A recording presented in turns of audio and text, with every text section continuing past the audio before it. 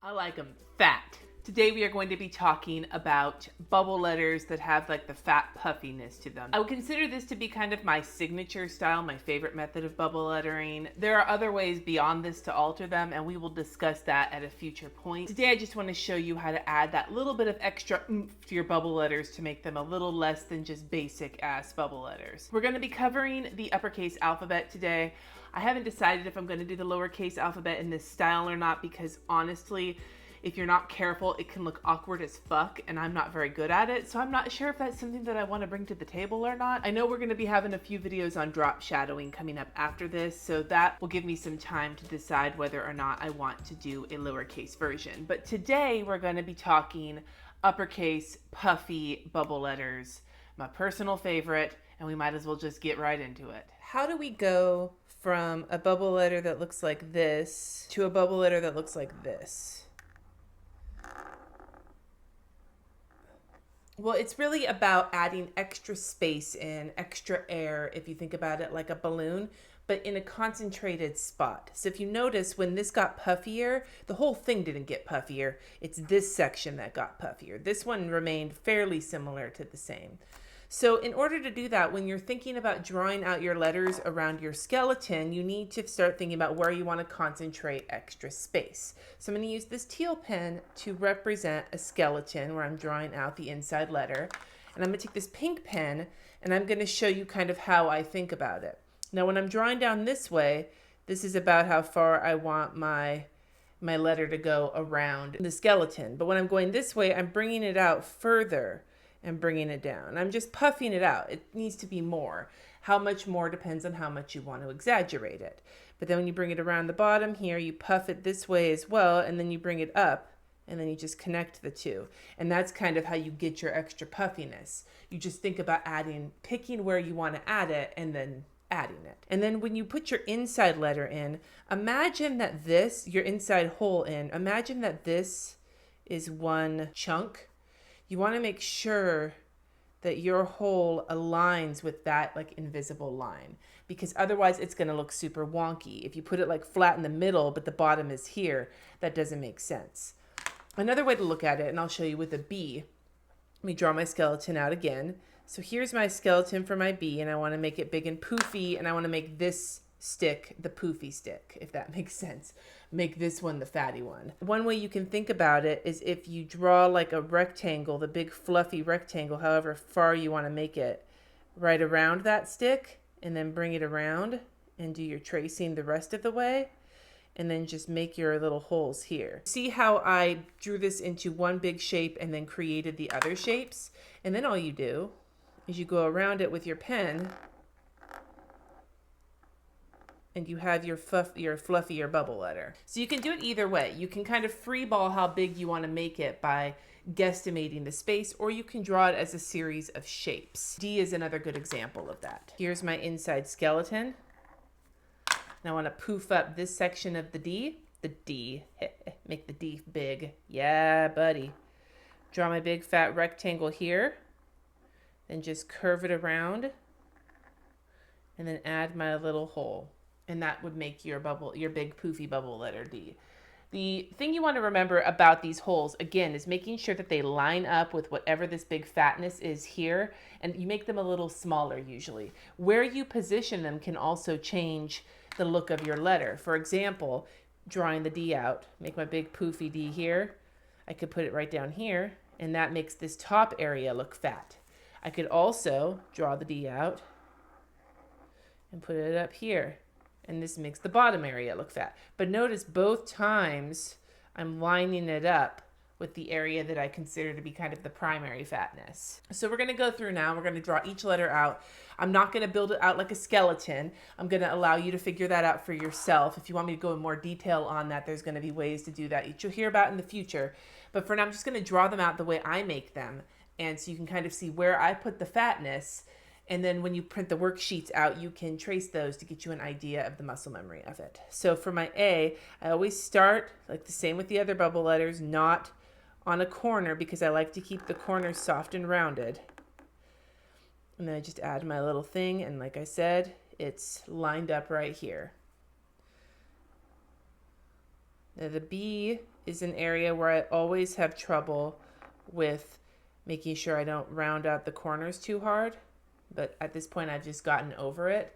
You can also exaggerate this top one over the bottom one or vice versa, just depending on what it is that you find preferable. Now for the C, the easiest way that I have found to draw a C out like this is to draw the line that I want to be the fattest line and the line that I want to be the shortest line, and then just connect those. So here we go. Here's one, and here's two.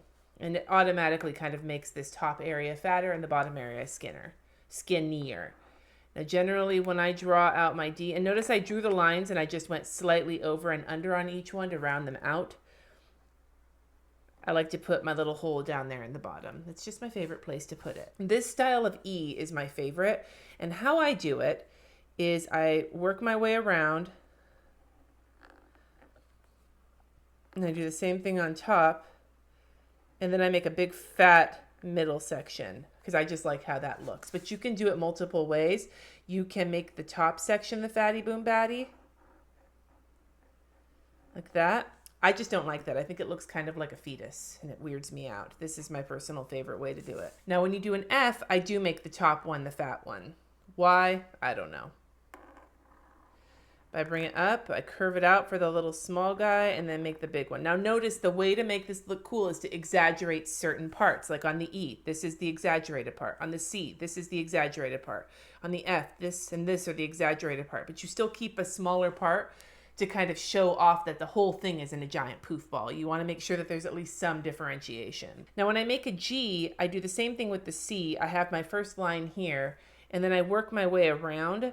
But then what I do is I bring it up and then kind of curve in a little like that. Just like a mirror, kind of like an upside down J. And then I just curve that around to meet here. If you're not careful, your G can turn out looking kind of like a shrimp or even a sperm. But this is kind of how I wind up doing it. You can also, if you want to draw out your original G, you can do it like this. And this is sometimes a fun way to do it.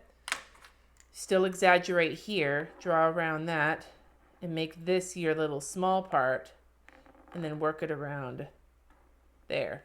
And that's another fun way to do it, maybe a little less shrimpy looking. H, just imagine two rectangles. Here I've got the big one, and then I've got the little one. And you'll notice that I also tend to make one side shorter than the other, or like exaggerated more, kind of like what I did with the E.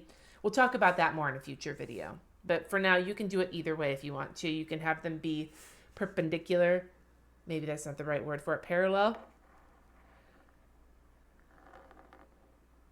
Kind of like that. For I don't generally draw my eye like this when I do these poofy kinds of bubble letters. I just make a big wide at the top and bring it in for a little less wide at the bottom. Now for J, I make my big fat top and my little small bottom, and I just connect them. And notice here I kind of got the little too much pointy. I just went over it to soften the curve a little. That's one way that you can really mask that if you make it more pointy than you would like. Now with a K, you want to do it the way you would consider K pants. This is what I call K pants. And I talked about this in a previous video, I'm pretty sure. You want to make sure that this section here gets preserved, like the little K crotch, okay? And K might be one that takes you some time to get the hang of. So draw it out, pick a side, and just start tracing around it, remembering to preserve the K pants area right here, because that keeps it from looking too harsh. If you don't do the K pants, it starts to look like that, and it just doesn't look as soft and fluffy and bubbly. For L, I do it the same as the I, except I just bring it out for a little tiny bloop down there on the bottom. Makes it look like an L instead of an I. M is one, and I'm not hugely happy with the M on my worksheets, but it's just going to be how it is. Draw your M's out like that. Now pick one side to be the fatty boom batty, and just make sure to make the other sides a little bit smaller. But you can exaggerate one side more. You can exaggerate both sides and just have the middle part be the least exaggerated. Depends on what your personal aesthetic looks like. Now for N, I tend to exaggerate the middle. So you see this area is the area that I've exaggerated the most. Draw your O just like usual, maybe make it a little puffier. And then wherever you put your little inside circle, that's going to be determined where the exaggeration is. So if you put it here, kind of like where the D hole is, the D hole, this side becomes the side that's exaggerated right here. And that's probably one of the easiest ones to do, as long as you're trying to make sure to keep the O from looking kind of schlumpy. P, I exaggerate this area, and then I go around, and then I add in my little hole there. And so this section right here is the section that's still small. Q can be a bit of a pain in your ass. Draw it out if you want to practice going around it. Now, the nice part about this versus other styles of bubble letter Q is that because you're de-exaggerating everything, it doesn't require a lot of like drawing like the deep, like defined area. You just sort of make a little bump out of it, and that can give you a nice little poofy Q. R, a lot like P, I exaggerate this area of it, then I go around, and then when I get to this little guy, that's who I'd make the under exaggerated part. And then like I do, I make sure that this right here is where the inside hole is lined up. S is a big pain in the ass, but make yourself your little lines to kind of curve towards, and just under exaggerate this curve right here. You see how I did that? Making this curve here very, very, very like lightly exaggerated, and then making it fat, and then bringing it up into the little guy. Takes practice. Draw yourself an S, but make sure it's very de-emphasized so that it's softer and you can make your big fat curves without having to go deep. And you just sort of trace around it. And that's how you get the hang of making an S. You should do an entire video on S. If you would like to see an entire video on how to make different styles of S, let me know in the comments. T, what I do is I just make my two littles here and my big fatty here, because that's where I'm going to exaggerate. I cross them over. I also do a lot of rounding off in these. And that makes a nice rounded T. U, I make one side fat and one side short, like not so fat. And then I connect. And then I connect. And I don't go too deep on this middle spot unless I need to. It just depends on my mood. Sometimes my U's will look like this, and I'll make it go a little bit deeper, but that doesn't look quite as exaggerated. Same with V. Make your skinny and your fat top. Make sure on the bottom to kind of, you can make it look kind of like pointy, but not super like sharp points. You want it to be softened and rounded. Now for W, make a fat top. The middle is smaller, and then the other one's smaller, works really well. And then for down here, you have another fatty and a less fatty. And then you just softly round out each corner.